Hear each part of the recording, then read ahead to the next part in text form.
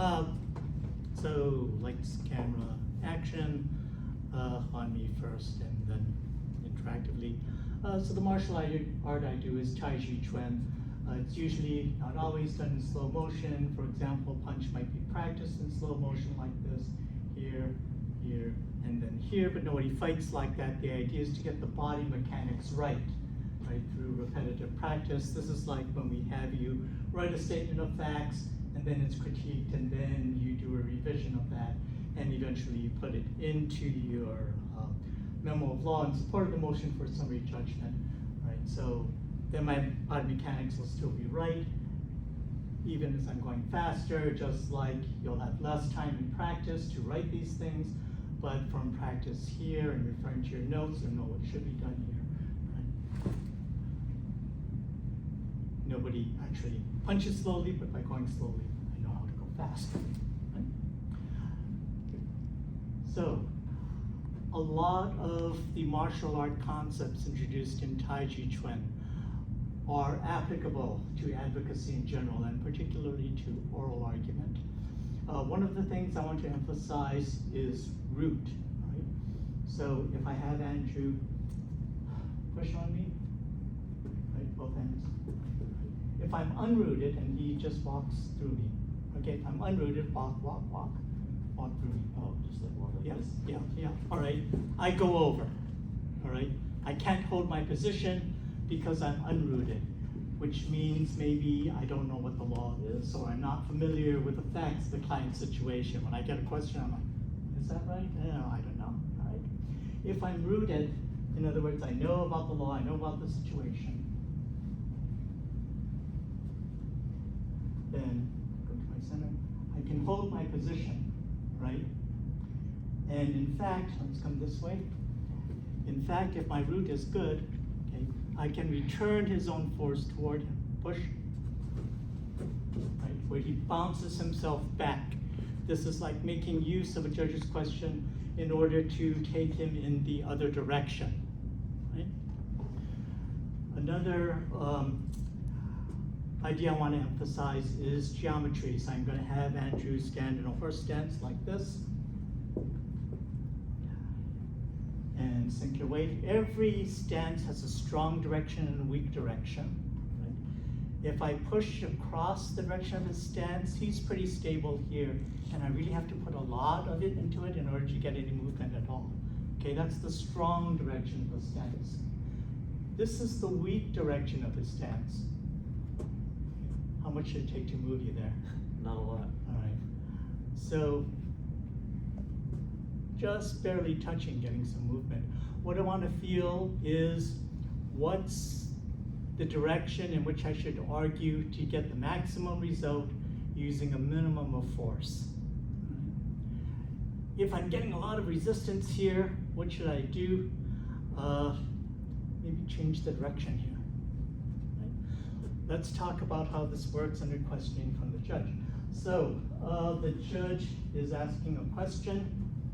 Okay, here maybe like it has to do with admissibility. Doesn't a judge have broad discretion on what evidence to admit? If I say, no, Your Honor, first of all, I'm wrong on the law, so that's bad, right? I'm unrooted. And then second of all, a judge in his own courtroom is going to be stronger than someone asking the judge to rule in his own favor. So if we go head to head, all right, does a judge have broad discretion on what evidence to admit? I say, no, Your Honor, we're going force against force, all right, I'm going to be bounced back like that. What do I do? New lawyers tend to do the same thing all over again. No, Your Honor, and we get into this again. He pushes harder this time, all right? I'm going to be bounced back again, all right? Let me turn you around to this side. There are better ways to handle this, okay? For example, again, he's going to push me over, all right? Go ahead. All right, what happened there? Slippery slope happened there. In other words, I felt his force, and I took him in the same direction he was already moving, adding a little force onto it. To win, maybe I have to go this way. If I go back this way, I lose, but what I'm doing is, instead of pushing back, I'm taking him beyond what he thought was a reasonable stopping point. Showing him, no, we shouldn't go in that direction, because then it goes to an extreme that leads to an absurd result.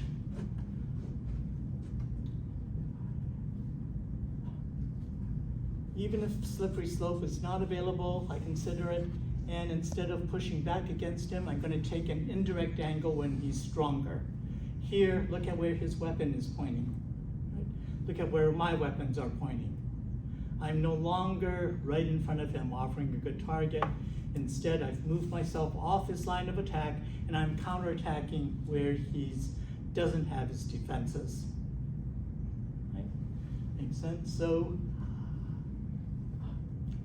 maybe there's an argument, again, about evidence, and I'm saying, well, but in this particular case, our situation is a little different from that precedent about what you're talking, Your Honor, right? Distinguishing adverse precedent is taking the indirect angle instead of pushing back against the inquiry.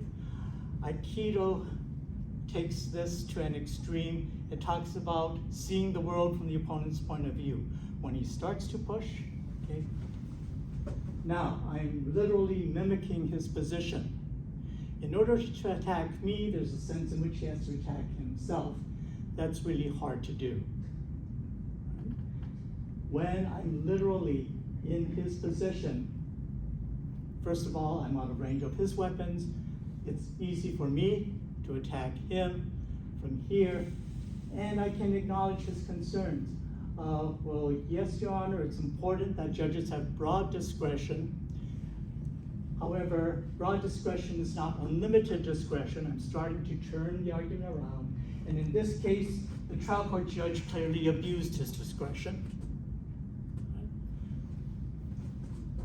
Again, he pushes, I take the indirect angle, I move around to see the world from his point of view, paraphrasing his concern, and then showing how this decision in my favor accommodates that concern. In oral argument, we talked about listening to the judge's question. Tai Chi Chuan does that through a sense of touch. If we're here and I break off touch, I just drop my hand, what's likely to happen? Right, he's gonna hit me. Here, whatever, something bad is gonna happen, all right? That's why I need to maintain contact in order to know what it is that he's concerned about, where he's going. If he changes the direction, say, okay, I'm still gonna maintain that touch. Now there are 2 points. If he changes direction again, I'm still gonna maintain the touch, rather than no longer listening and I get hit.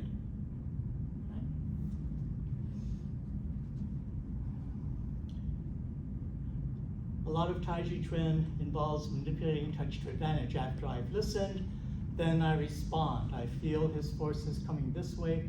What do? I take him this way and I come in. Again, on the indirect angle. Or if he comes this way, okay, I come in on this angle.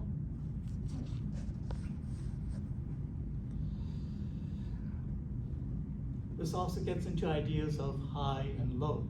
If he's going to strike, if I'm going to strike high, I have to anticipate a counterattack that he has, right? If I'm punching like this, where can he hit me? Low. If I'm punching here, where can he hit me? High, all right? So when I'm punching high, I'm going to have a backup, okay, to prevent, to block a low counterattack. If I punch low, I'm going to have a backup punch, okay, to block high. In other words, I'm anticipating the next step, right, like a game of chess.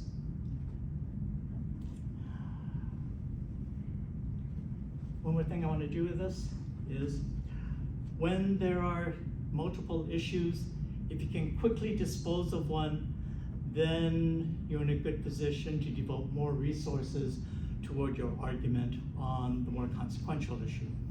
One of this example of this occurs when, say, there's a question about whether a regulatory agency's action was constitutional. I'm going to have you take a horse stance again. So here, I'm going to make contact high and low.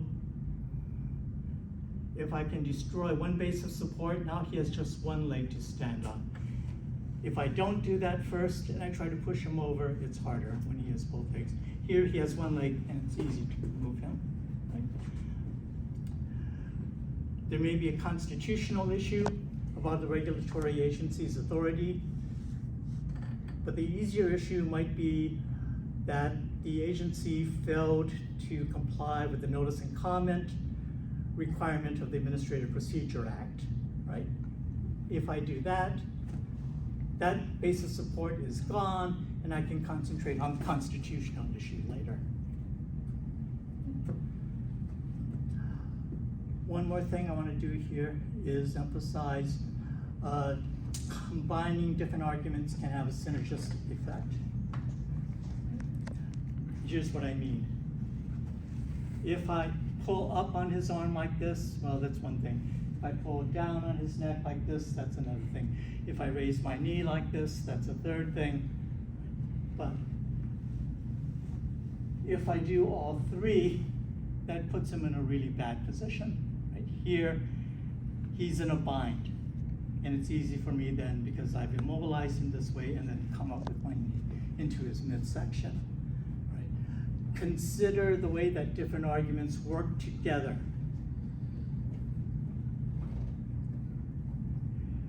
When you do that, do you get something that's more than the sum of their parts? So, quickly, to summarize, first there's a matter of root. Okay? If he pushes, if I'm unrooted, if I don't know the case law, I don't know the facts of the client's case, I'm going to go over. If instead, I do know those things, I'm the expert. You're the expert, right, in the facts of your client's case. You're the expert in the case law. When he pushes, I can maintain my position, even walk back through him. When he pushes, consider, do you have slippery slope, being able to take him beyond what he thought was a reasonable stopping point, therefore showing him the folly of the position that he's taking. If slippery slope is unavailable, take the indirect position, get out of the line of fire, and to a place where you can counterattack more effectively than you can attack. Even see the world from his point of view, where I'm mimicking his position, which is a good place from which I can start to turn his argument around in my favor. I'm going to maintain contact, keep listening, right, rather than letting go and being hit. I'm going to keep in mind high and low. If I'm striking high and he strikes low to counterattack, my weapon is already there. My backup argument is ready, anticipating his counter. If I strike low, my backup is there to block high, anticipating his counter. And when we're dealing with multiple arguments, if I can take out one base of support quickly, then it becomes easy, right, to destroy his position, compared to if I have to deal with both of them at the same time. Finally, consider synergistic effects of argument. If I can put different arguments together, I can arrive at a favorable outcome compared to if I'm just doing one, just doing another, so on. Right? Questions?